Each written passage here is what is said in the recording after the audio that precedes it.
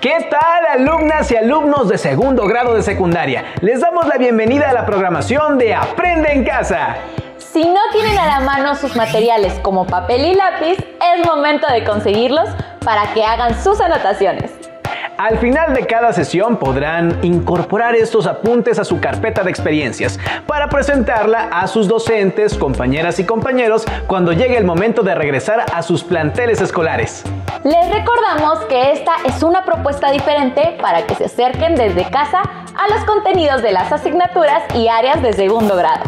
En esta ocasión vamos a hablar de otro tipo de fuerza con la que convivimos diariamente: el magnetismo.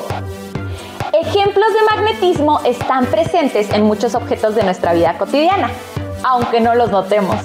Desde objetos sencillos como los imanes que pegamos en el refrigerador, hasta los audífonos o radios que utilizamos para escuchar música, los teléfonos o las tarjetas bancarias. El magnetismo está presente en muchas de las actividades que realizamos día a día.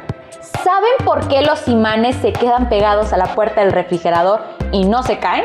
Les invitamos a ver con atención el siguiente video para que puedan responder estas y otras preguntas relacionadas con el magnetismo.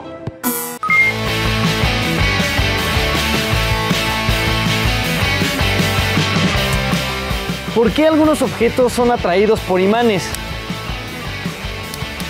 ¿De qué están hechos? ¿Cómo es su estructura microscópica?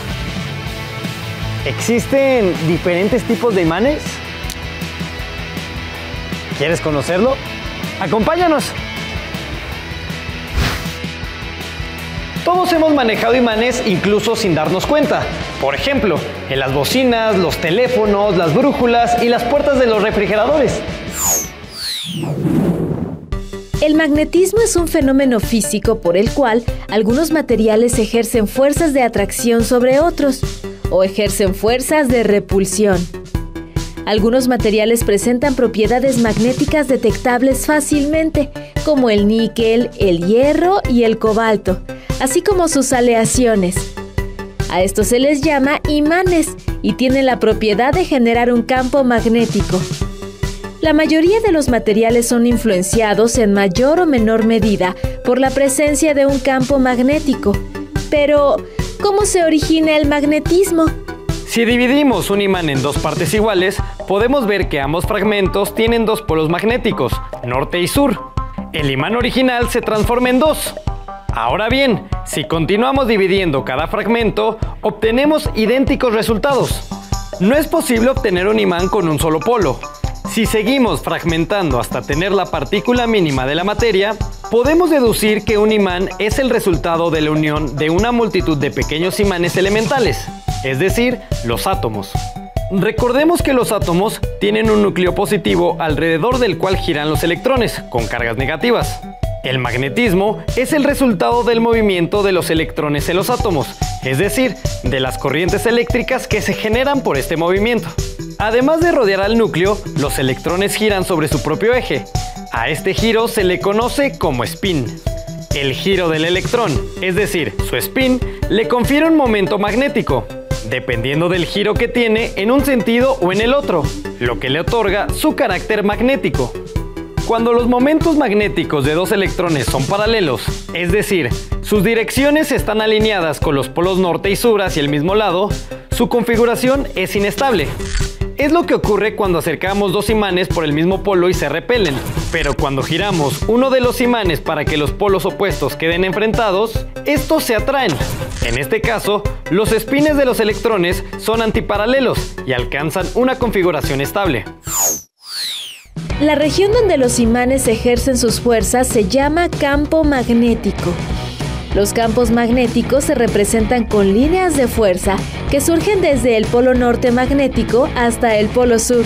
La densidad de las líneas de fuerza indica la magnitud del campo. Como podemos ver, estas líneas están más concentradas en los polos, donde el campo es mucho más fuerte, y se debilitan a medida que se van separando de dichos polos. Hay materiales que no son magnéticos, como el vidrio, el plástico y la madera, pues la mayoría de los electrones de sus átomos forman pares con momentos magnéticos opuestos, lo cual nulifica su efecto magnético. Por otro lado, existen sustancias que se conocen como diamagnéticas, las cuales son ligeramente repelidas por un imán. Algunos materiales diamagnéticos se utilizan en trenes de levitación que no tocan sus rieles y en supercomputadoras. El ferromagnetismo es una propiedad de las sustancias que más conocemos. Imanes como los del refrigerador, de los motores eléctricos y de las bocinas son ejemplos de materiales ferromagnéticos. El ferromagnetismo es el fenómeno mediante el cual algunos materiales como el hierro se magnetizan permanentemente con la aplicación de un campo magnético. En un material ferromagnético, todos los dominios magnéticos están orientados de igual forma, razón por la cual crean un polo norte total y un polo sur total. Con materiales ferromagnéticos se elaboran electroimanes, cintas magnéticas y transformadores. En un material no ferromagnético, los dominios magnéticos no tienen un orden. La polaridad de unos compensa la polaridad de otros, quedando un conjunto total no magnético.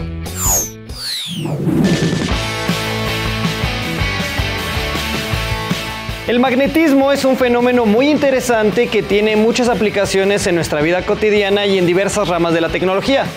¿Cuáles aplicaciones conoces? El magnetismo es un fenómeno físico por el que unos objetos ejercen fuerzas de atracción o repulsión hacia otros objetos. Según lo que vimos en el video, anoten sus respuestas a las siguientes preguntas. ¿Cómo se origina el magnetismo? ¿Qué tienen en común materiales como el níquel, el hierro y el cobalto? ¿Qué pasa con las propiedades magnéticas de un imán si lo dividimos en varios pedazos? Además, contesten, ¿qué es un imán? ¿Qué tiene que ver los electrones con el comportamiento de los imanes?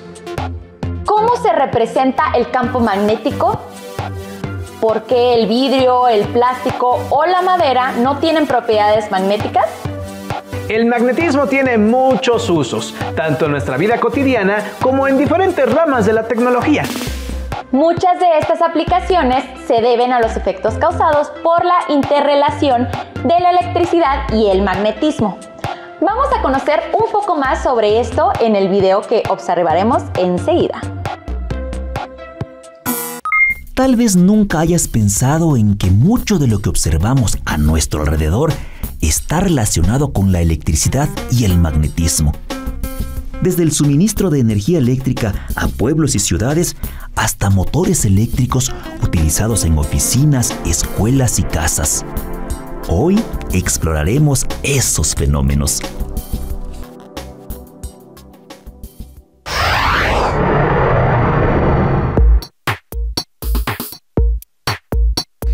¿Alguna vez has jugado con imanes? Los imanes se atraen o se repelen entre sí, dependiendo de cómo los orientemos. En programas anteriores, cuando hablamos del magnetismo terrestre, vimos que la aguja de la brújula es un pequeño imán sobre el cual actúa otro gigantesco imán, la Tierra. ¿Lo recuerdas? Observemos el siguiente experimento.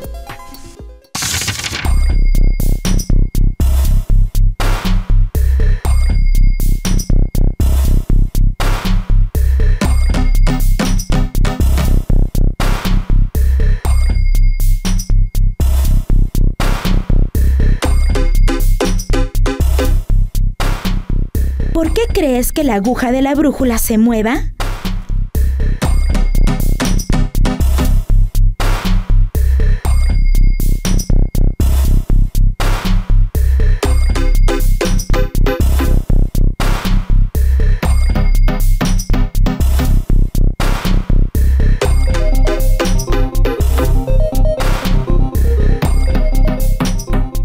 Ahora cambiemos la polaridad del circuito.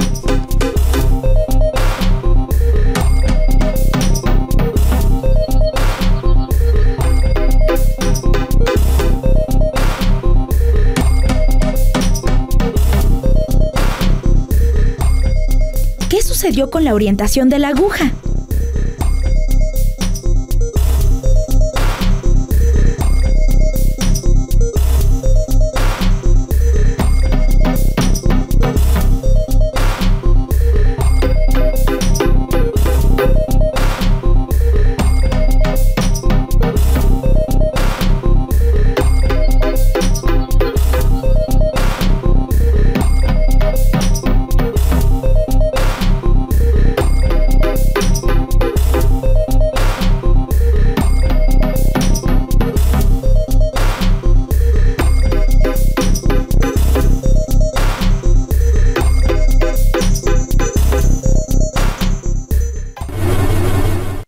Una corriente eléctrica genera un campo magnético. Esto se comprueba al acercar una brújula al cable.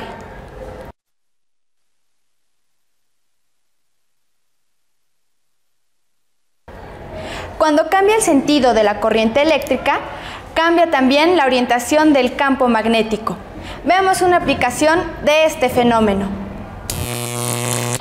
La corriente eléctrica que viaja por un cable enrollado, la bobina, genera un campo magnético a su alrededor. A este dispositivo se le conoce como electroimán y se activa cada vez que alguien presiona el interruptor de la chicharra. El electroimán atrae un martillo de metal que golpea una campanilla. Al moverse el martillo, se desconecta el circuito y al regresar a su posición inicial, se establece de nuevo el flujo eléctrico.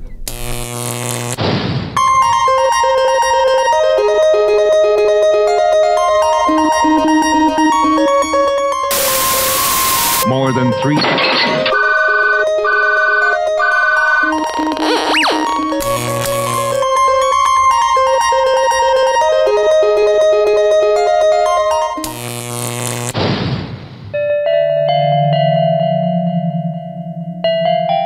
Así como el campo magnético de una corriente eléctrica actúa sobre la aguja de una brújula,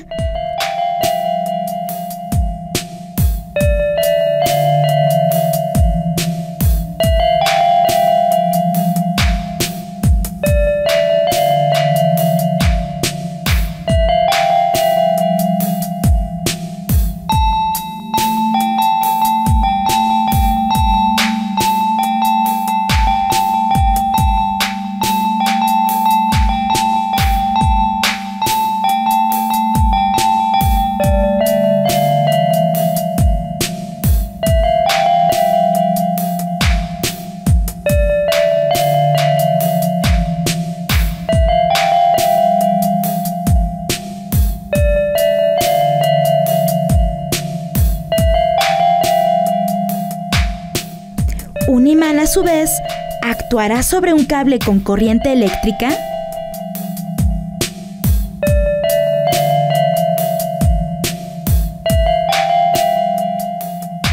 Evidentemente, el campo magnético del imán ejerce una fuerza en la bobina con corriente eléctrica que también tiene un campo magnético. A esta fuerza se le llama fuerza magnética. ¿Qué aplicaciones puede tener en la vida cotidiana?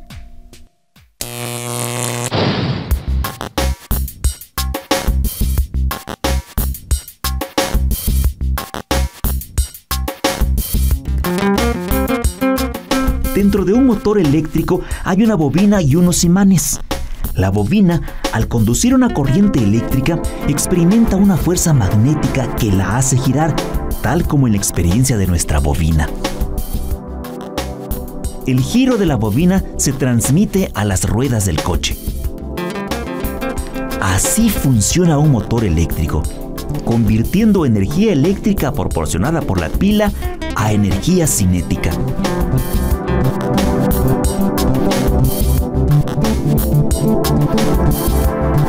Para que encienda el foco es necesario mover la bobina de modo que cruce un campo magnético. Dicho en otras palabras, entre los dos imanes hay un campo magnético.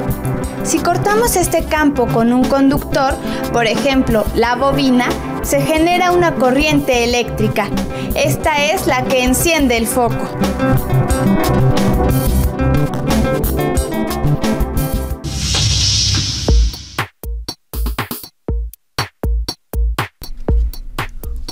Cuando hablamos por teléfono, nuestra voz hace vibrar una pieza metálica que mueve un imán. Este movimiento hace que el campo magnético producido por el imán varíe, induciendo una corriente eléctrica en una bobina próxima. Esta corriente es la señal que viaja por el cable telefónico. Enseguida, la señal eléctrica llega hasta el aparato receptor, donde sucede el fenómeno inverso. La corriente eléctrica produce un campo magnético que actúa sobre un imán y que a su vez hace vibrar una pieza metálica en el auricular. La vibración se convierte finalmente en el sonido que escuchamos. Un campo magnético induce corriente en un circuito si este campo varía en el tiempo. Esta es la ley de Faraday o ley de inducción electromagnética. Gracias a ella se puede generar electricidad.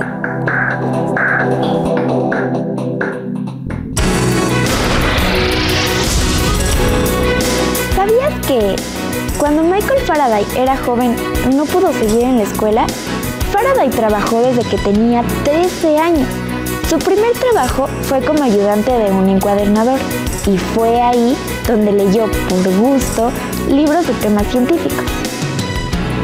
Michael Faraday es uno de los autodidactas más brillantes de la historia.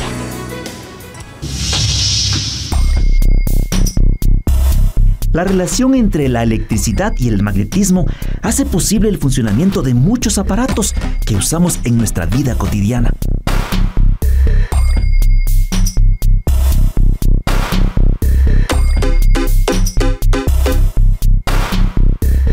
El electromagnetismo también se usa en las plantas generadoras de electricidad.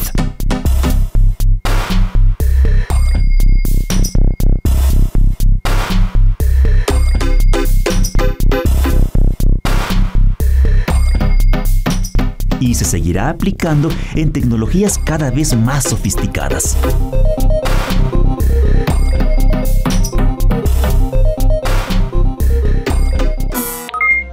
Basándose en lo que acaban de observar en el video anterior, respondan lo siguiente.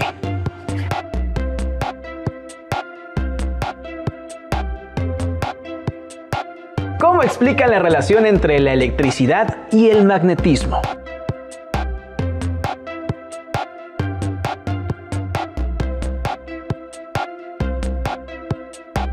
¿Cuál es la diferencia entre un imán y un electroimán?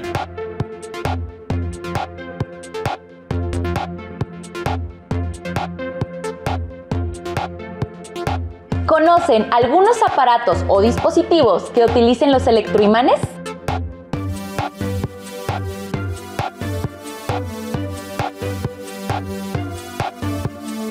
¿Los imanes pueden producir corrientes eléctricas? ¿De qué manera?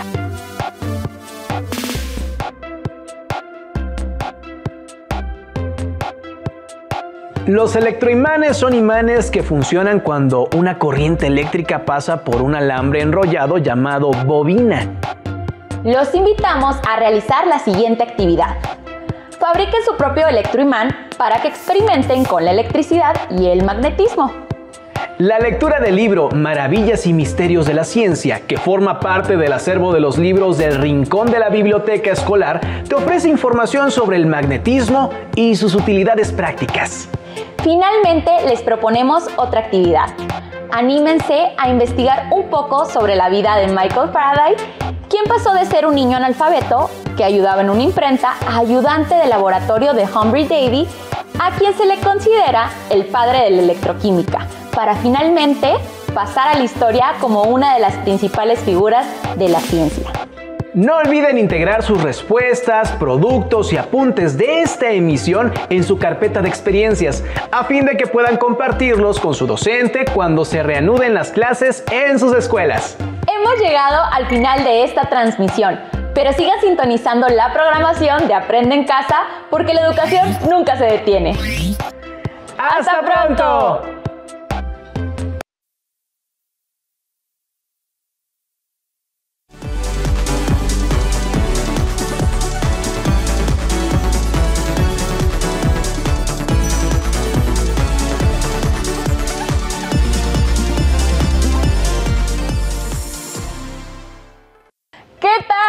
¿estás listo para acompañarnos en esta nueva emisión de la asignatura de Historia? Por supuesto que estoy listo para iniciar una emisión más de Aprende en Casa. Sean todas y todos bienvenidas y bienvenidos a este nuevo viaje por el conocimiento. Recuerden que esta es una opción diferente que les permitirá seguir aprendiendo durante el tiempo que dure la contingencia sanitaria que vivimos. Es un espacio en el que los temas abordados, estamos seguros, serán de gran ayuda para su desarrollo personal. Por ahora sabemos que han sido muy pacientes y sobre todo que han impulsado el trabajo colaborativo en su familia. Continúen así.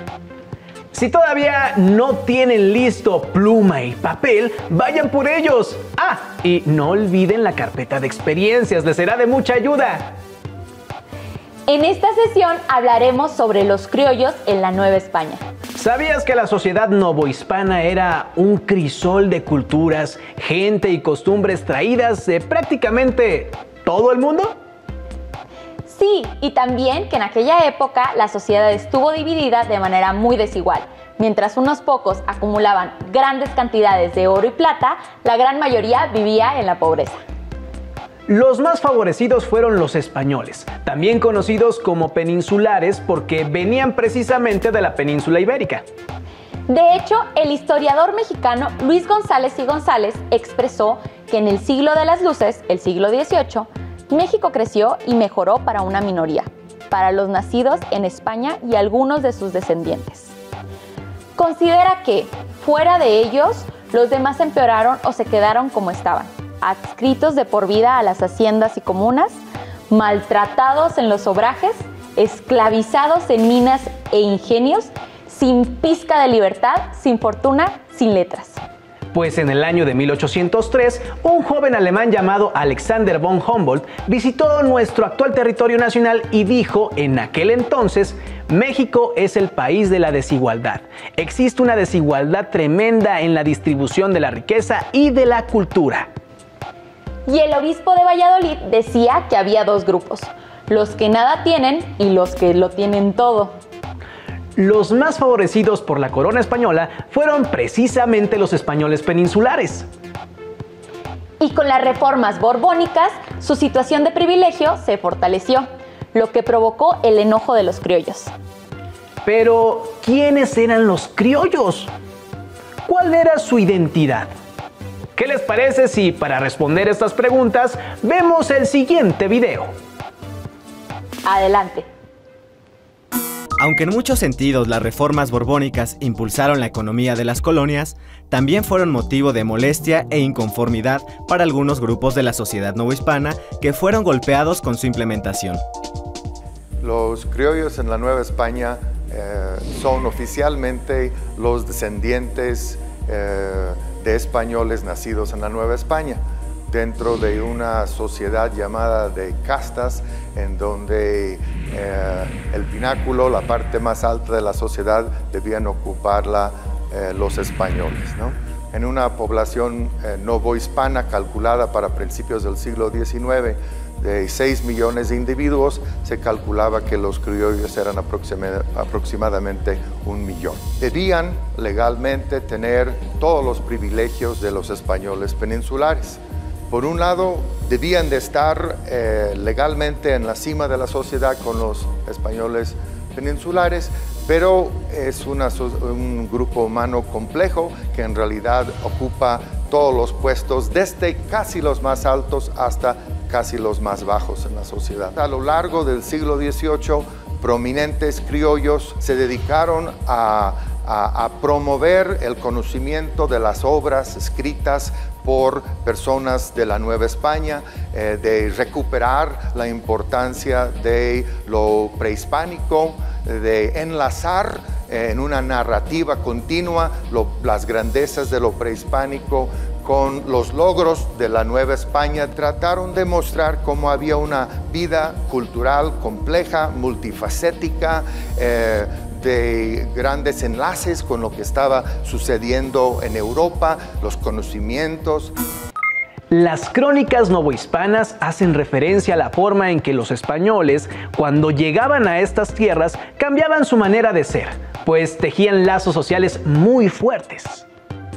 igualmente refieren que con el paso de los años, muchos pobladores que descendían de los españoles también tuvieron entre sus antepasados a un indígena, con lo cual los nietos de españoles desarrollaron un sentimiento criollo, cuya identidad era muy distinta a la de los que llegaban de Europa.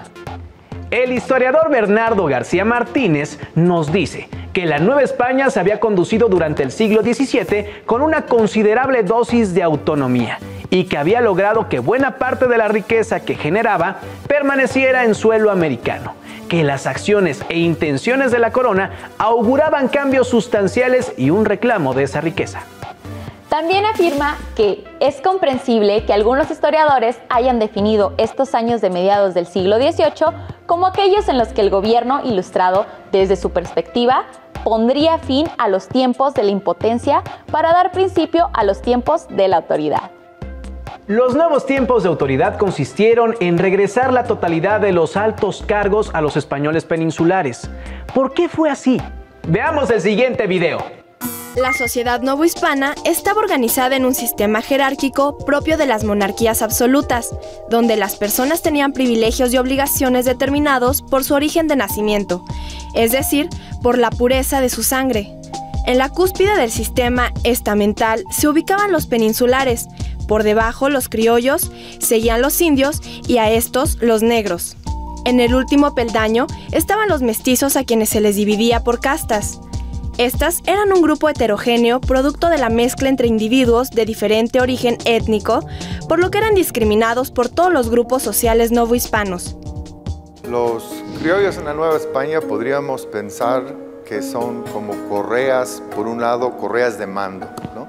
Que son una manera humana de transmitir valores, de transmitir costumbres. Si lo vemos en términos no solo políticos, sino humanos, pues ellos se extendían desde los llamados pueblos de indios por un lado hasta la corte virreinal de la Ciudad de México por el otro lado.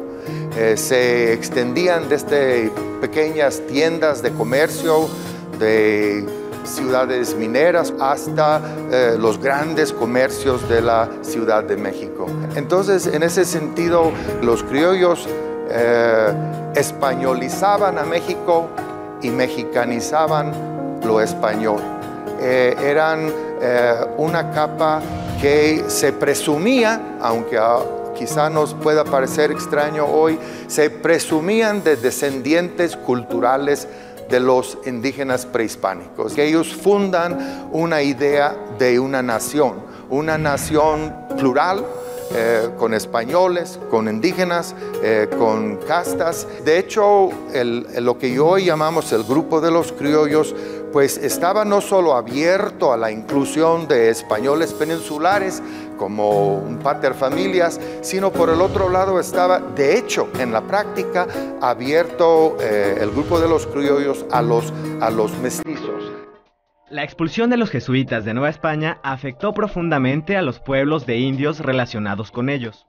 Por ejemplo, en las misiones jesuitas del norte o de la Sierra Gorda de Querétaro, los frailes ofrecían diversos oficios a los indígenas. Además, las misiones se constituían en el centro en torno al cual giraba la vida de las comunidades. Las misiones cohesionaban a los pueblos y les ayudaban a formar un frente común para defenderse de posibles invasores. Con la expulsión de los jesuitas, el frente común se perdió. En otras regiones, las reformas borbónicas impulsaron el reparto de las tierras comunales en pequeñas parcelas para las familias. Esto fomentó la propiedad privada y la compra-venta de la tierra. La consecuencia de este proceso fue que muchos indígenas perdieron sus tierras y se vieron obligados a trabajar en el campo, los obrajes y las minas.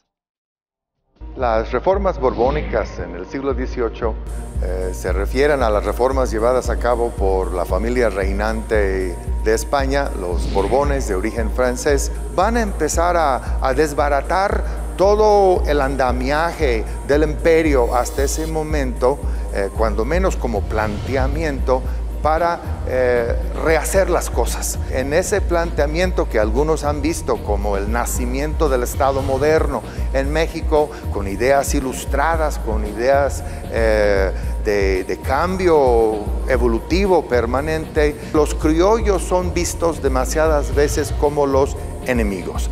Enemigos por ser los hijos de la tierra, por tener intereses en la tierra mexicana, novohispana, por tener parentesco con los no españoles y quizá no ser del todo leal a la idea del imperio o al monarca español. Y sobre todo por guardar ciertos rencores, resentimientos contra los peninsulares y tener pretensiones de mando localmente en América. Entonces, como que empieza a agitarse un problema incluso del imaginario, el imaginario de cómo pensar la Nueva España.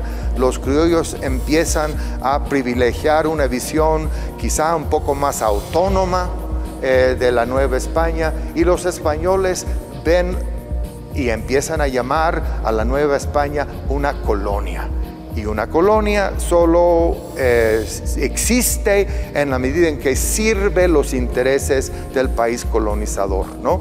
Y esto es un tabú para los criollos, que tienen muy metido el concepto de que la Nueva España es un reino con todos los derechos de los reinos de la vieja España. Cuando se realiza la visita de José de Gálvez entre 1765 y 1771, una visita de inspección representando la programación borbónica de los cambios para la Nueva España, rápidamente Gálvez decide que los criollos tienen que ser subordinados, ¿no?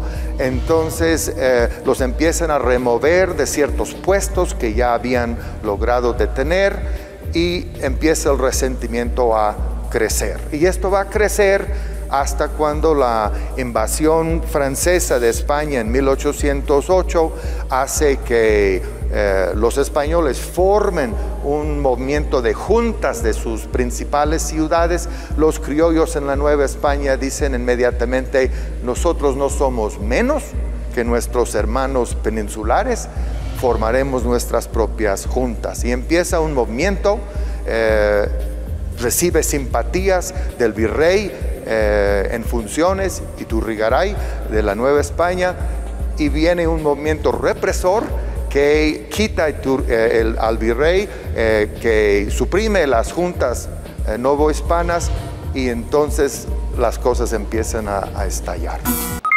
Como vimos, la identidad criolla, también conocida como el sentimiento criollo, motivó a que estos se sintieran inconformes con el trato que recibían por parte de la corona española.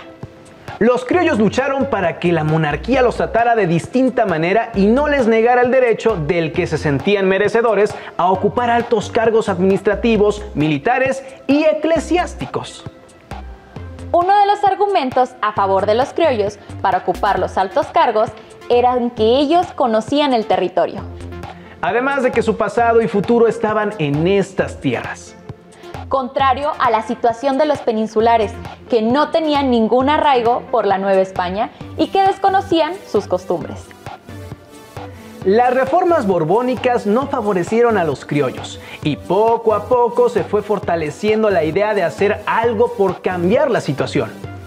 El historiador Luis González y González decía que la juventud criolla, formada por los nacidos entre 1748 y 1764, ya no soportaba el recrudecimiento de la tiranía y maldecía el espectáculo de la Gran Hambre. Pero, ¿cómo afectaron a los criollos las reformas borbónicas? Veamos un video más.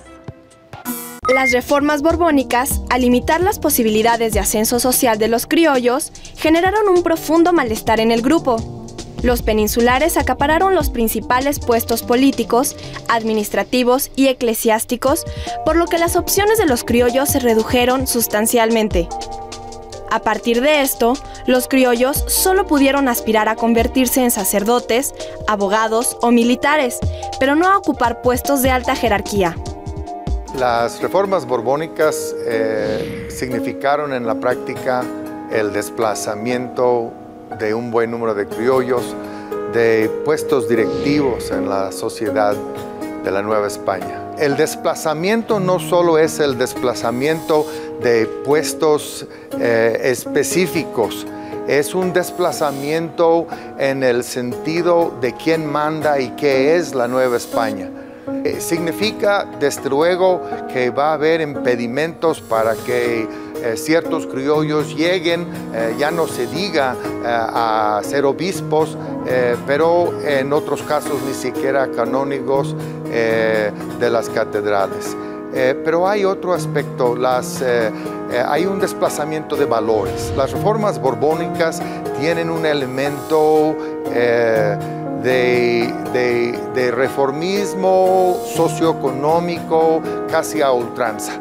Hay que hacer que la Nueva España produzca más que nunca y hay que lograr que las personas hagan y se coloquen en los lugares necesarios para que se produzca mejor y se produzca como el gobierno español quiere. Esto empieza a romper ciertos tejidos en el sentido de la integración, digamos, de la Nueva España. Y los sacerdotes empiezan a quejarse de que son desplazados, son echados a un lado, ya no son consultados, empiezan a quejarse de que han tomado una actitud mucho más agresiva los funcionarios peninsulares españoles a nivel local. Algunos han hablado de una secularización de la política en la época de las reformas borbónicas. Y entonces pues son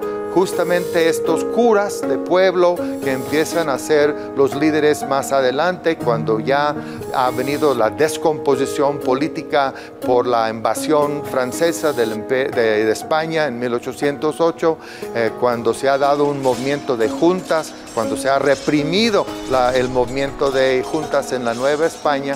De repente van a saltar al escenario a partir sobre todo de 1810 con Miguel Hidalgo. Estos individuos, incluso en los 1820, van a ocupar un papel fundamental, estelar, podríamos decir, en el escenario de la independencia de México. La implementación de las reformas borbónicas tuvo un profundo impacto en la sociedad novohispana. Además de las repercusiones en el ámbito económico, político y cultural, las acciones reformistas de la corona modificaron la forma en que los habitantes de Nueva España se relacionaban entre sí. Como vimos, los criollos se vieron afectados por las reformas borbónicas, lo que los motivó a plantearse otras formas de gobierno.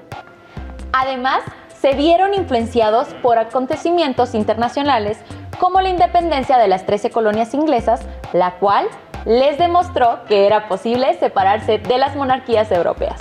Y no olviden la Revolución Francesa, que les mostró cómo el poder de una rebelión podía derrocar a un régimen monárquico.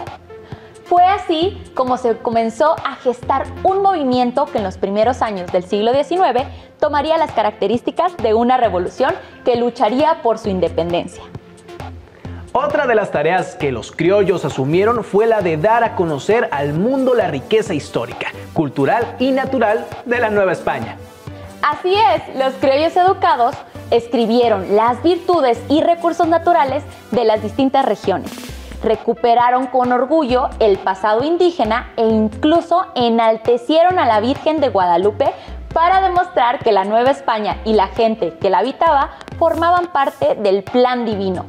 Pues en esa época así era como se entendía el mundo. Después de este recorrido sobre los criollos en la Nueva España que les hemos presentado, les pedimos que respondan las siguientes preguntas.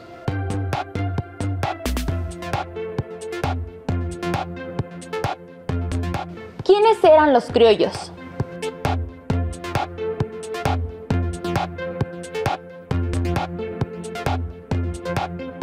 ¿Cómo afectaron las reformas borbónicas a los criollos?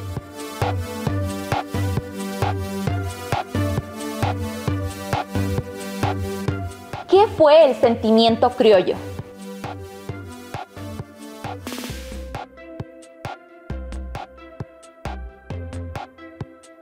Recuerden incorporar sus respuestas a la carpeta de experiencias. Si tienen oportunidad, les recomendamos leer el libro La Nueva España de Antonio Rubial García, donde podrán conocer más sobre la sociedad novohispana. Gracias por acompañarnos. Continúen con la programación de Aprende en Casa. ¡Hasta pronto!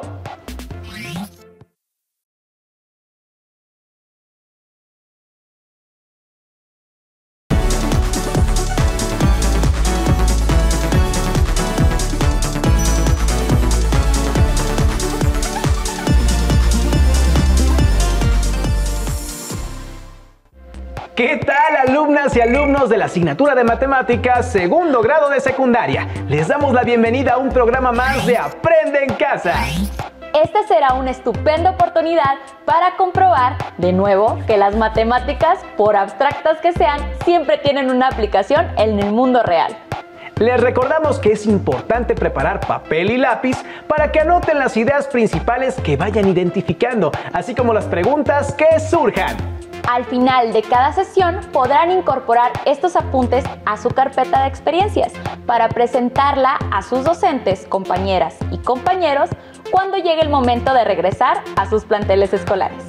En esta ocasión abordaremos el tema de las medidas de tendencia central, es decir, moda, media aritmética y mediana.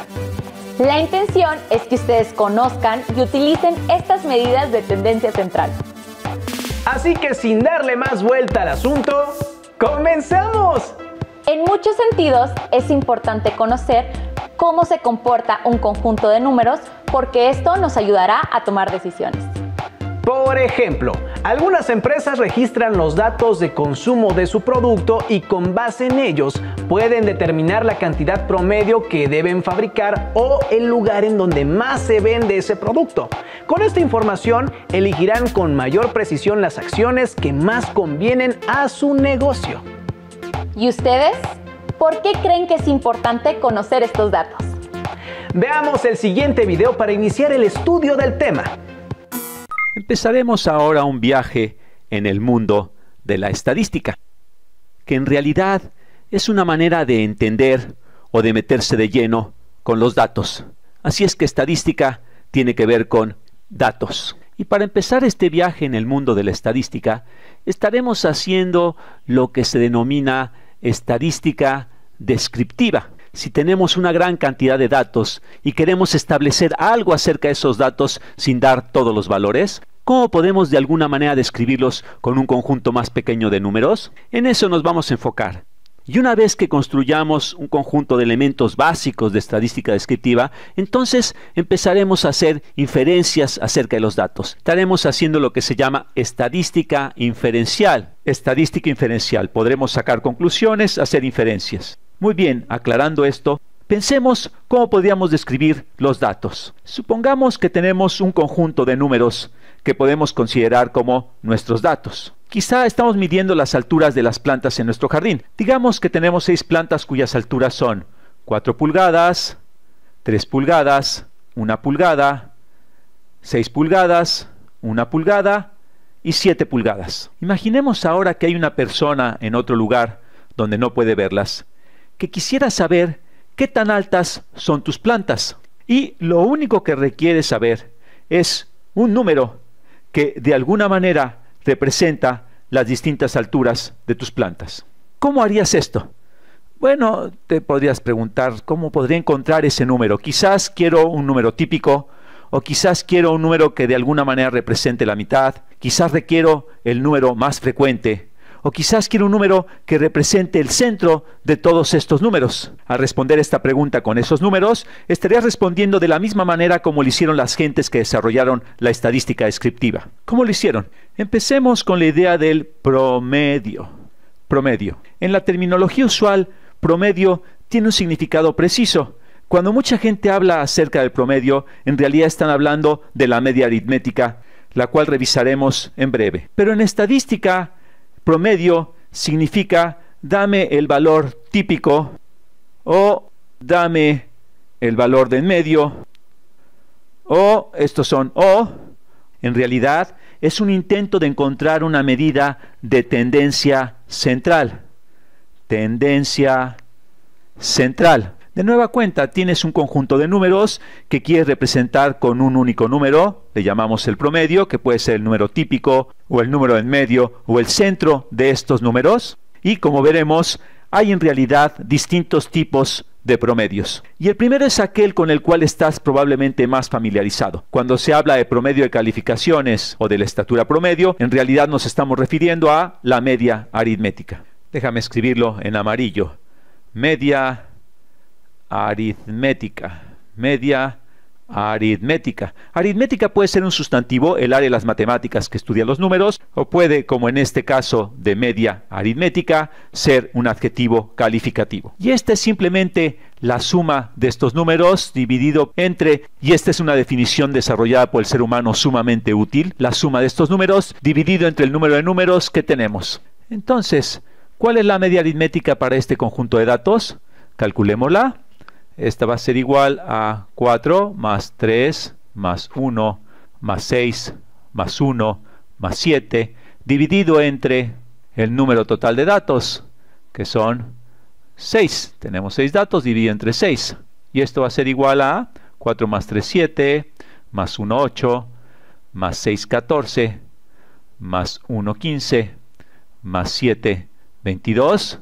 Es igual a 22. Vamos a checar, 4 más 3, 7, más 1, 8, más 6, 14, más 1, 15, más 7, 22. Sí, está bien, 22 sextos. Y esto lo podemos escribir como un número mixto, que sería 22 entre 6 es a 3, 3 enteros, 4 sextos, lo que es igual a 3 enteros, 2 tercios. O también en un número decimal, que es 3.6 periódico. Podemos escribirla de cualquiera de estas maneras, pero este es un número que es representativo. Estamos tratando de obtener una tendencia central. De nueva cuenta insistimos en que esta es una construcción humana. No es como alguien que encontró en un documento religioso y dice, aquí esta es la manera de calcular la media aritmética, esta es su definición estricta. No es un cálculo puro, como así decirlo, como cuando se descubrió el cálculo de la circunferencia de un círculo a partir de observaciones de la naturaleza. Es una construcción humana, la cual se ha encontrado que es sumamente útil. Bien. Hay otras maneras de calcular el promedio o encontrar el valor típico o el valor de en medio. La otra manera de establecer un valor típico de medida de tendencia central es el valor denominado la mediana. Lo voy a escribir en otro color. Voy a utilizar el rosa. La mediana. Y la mediana es literalmente buscar el valor de en medio. Si ordenamos los valores de menor a mayor, la mediana es el que se encuentra ubicado exactamente a la mitad de los valores. ¿Y cuál es la mediana para este conjunto de datos? Bueno, calculémosla. Vamos a ordenar este conjunto de datos. Tenemos un 1, luego otro 1, luego 3, luego 4, luego 6, finalmente 7. Lo único que hice fue ordenar de menor a mayor este conjunto de datos. ¿Y cuál es el número de en medio de este conjunto de datos? Bueno, notamos que es un número par, son 6 datos y no hay exactamente un valor de en medio. Más bien hay 2 valores en medio. El 3 y el 4, y en el caso en el que tenemos 2 números en medio, tenemos que tomar la mitad entre estos 2 números. De hecho, tenemos que tomar la media aritmética entre estos 2 números para encontrar el valor de la mediana. Así que la mediana va a ser la mitad entre 3 y 4. Esto es 3.5. Entonces, en este caso, la mediana es, por tanto, 3.5. Así que si tienes un número par de datos, la mediana es la media aritmética entre los 2 valores del medio, o la mitad del camino entre los 2 valores del medio. Si tenemos un número impar de datos, es mucho más fácil de calcular. Y para que veamos esto, déjame darte otro conjunto de datos. Supongamos que nuestro conjunto de datos es, no sé, y te lo va a dar ya ordenado. Empecemos con el 0, el 7, el 50, 10.000 y 1.000.000. 1.000.000. Realmente un conjunto extraño de datos, pero en este caso, ¿cuál es la mediana? Bueno, en este caso tenemos un número impar de datos y es fácil elegir cuál es el valor de en medio. Nuestro valor de en medio es 50, que está por arriba de 2 valores y por abajo de 2 valores, exactamente a la mitad. Así es que en este caso la mediana es 50. Ahora, la tercera medida de tendencia central, y esta es la medida que en la vida real muy probablemente se usa menos, es la moda. Una medida que la gente tiende a olvidar, que suena como si fuera muy complicada, pero veremos que se calcula de manera inmediata y de hecho es la medida más básica de la tendencia central. Así que la moda es el número que aparece más frecuentemente en un conjunto de datos. Si todos los números aparecen el mismo número de veces, no existe un número que aparezca más frecuentemente, entonces no existe la moda. Pero, dada esa definición de moda, entonces, ¿cuál es el dato más frecuente en el conjunto de datos original? En el conjunto de datos que tenemos aquí. Bueno, tenemos un 4, un 3, tenemos dos unos. Tenemos un 6 y un 7, así es que el dato más común que aparece más frecuentemente es el 1. Entonces, la moda, el número más común, el número más típico es, en este caso, un 1. Así que hemos visto distintas maneras de calcular una medida típica, la de en medio, una medida de tendencia central, que se calculan de diversas maneras. Y a medida que estudiemos más estadística, nos daremos cuenta que estas son útiles para distintas cosas. Esta se usa muy frecuentemente. La mediana se usa cuando tienes un valor muy extremo que pudiera sesgar la media aritmética. La moda también podría ser útil en ese tipo de situaciones, sobre todo si tienes un número que se presenta mucho más frecuentemente. En fin, ahí lo dejamos. Y en los siguientes videos vamos a explorar la estadística aún más profundamente.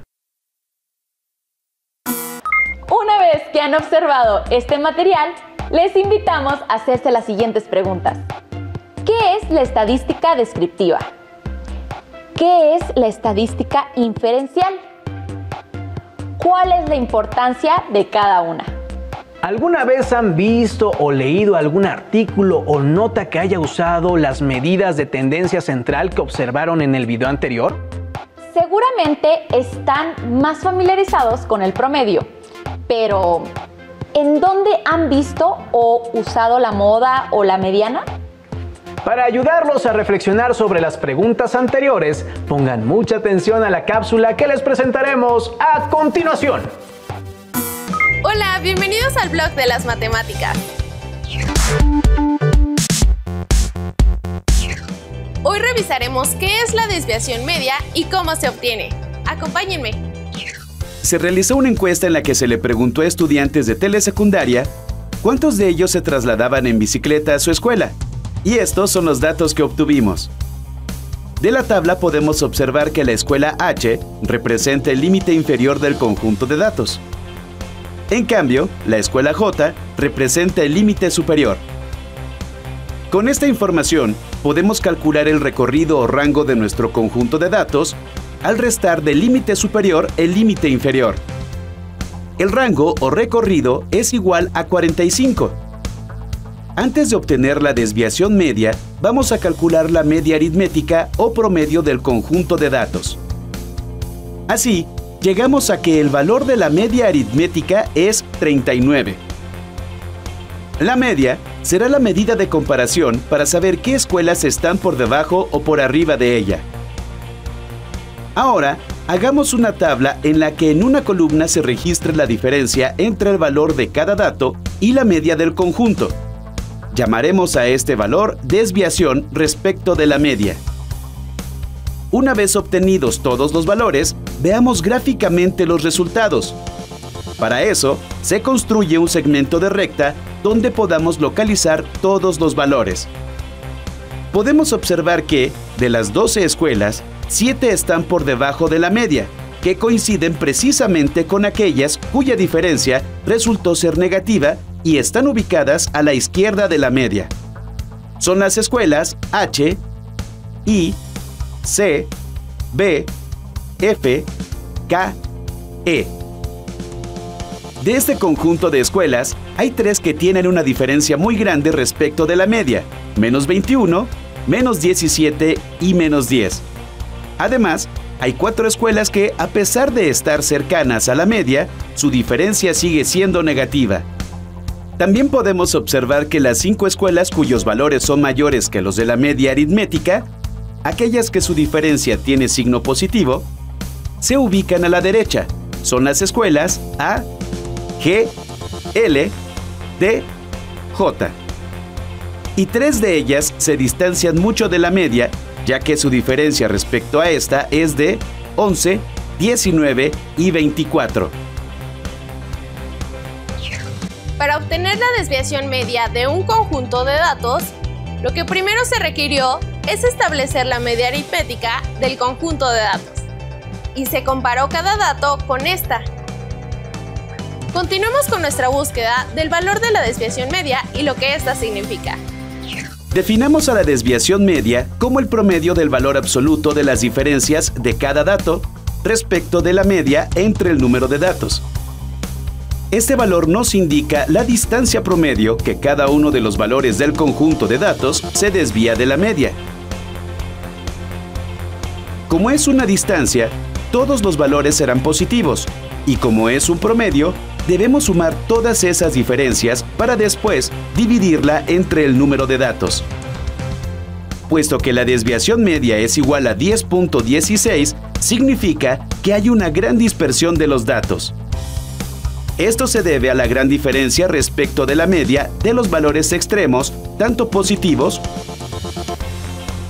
como negativos. De nuevo podemos visualizar gráficamente la desviación media recurriendo a una recta. Si sumamos y restamos a la media el valor de la desviación media y construimos un intervalo, al interior de este estarán la mayoría de los datos. Veamos. 39 menos 10.16 es 28.84. Y 39 más 10.16 es 49.16. La desviación media indica cuantitativamente qué tanta dispersión hay de los datos en un conjunto. En este caso, nos indica que 7 de las 12 escuelas, cuya población estudiantil en conjunto es de 257 alumnos, o sea, el 54.91% de la población total, se ubican en ese intervalo y que solo 5 quedan fuera del mismo. Las 5 escuelas que quedan fuera del intervalo representan los datos que tuvieron los valores más extremos en cuanto a su diferencia con la media. Nos vemos en el próximo blog de las matemáticas. Confiamos en que el video que acabamos de ver les ayudará a comprender con mayor claridad las medidas de tendencia central. Una vez que observaron otros casos en donde las medidas de tendencia central son útiles, les pedimos que busquen y anoten datos cuantitativos que sean atractivos para ustedes y suficientes para que obtengan la media, mediana y moda. Finalmente, agreguen este producto a su carpeta de experiencias. Ahora resolvamos juntos el ejemplo que nos plantean en el siguiente video. Les sugerimos hacer sus anotaciones mientras lo ven y seguir las indicaciones para poner en práctica lo que hemos estudiado en esta sesión. Determinar la media, la mediana y la moda del siguiente conjunto de números. Y ahí están, ahí nos dan los números. Así que si alguien nos habla de la media, en realidad se está refiriendo a lo que comúnmente llamamos el promedio. A veces también es conocida como promedio, y vamos a aprender que en realidad hay otros métodos para calcularlo, pero simplemente sumando todos los números y luego dividimos entre el número de números que había, ese es el promedio o la media. Entonces la media sería 23 más 29 más 20 más 32 más 23 más 21 más 33 más 25, y esto hay que dividirlo entre el número de datos. Así que contando tenemos 8 números de estos. Así que tenemos que dividir por 8 y calcularemos esta respuesta. Voy a usar la calculadora para hacerlo. Digo, podría hacerlo a mano, pero así nos ahorramos un poco de tiempo. De esta forma. Así que tengo 23 más 29 más 20 más 32 más 23 más 21 más 33 más 25. Y a ver, ¿eso qué nos da? La suma de todo eso nos da 206. Ahora hay que dividirlo por 8. Entonces esto ponemos 206 entre 8 y tenemos 25.75. Así que la media es 25.75.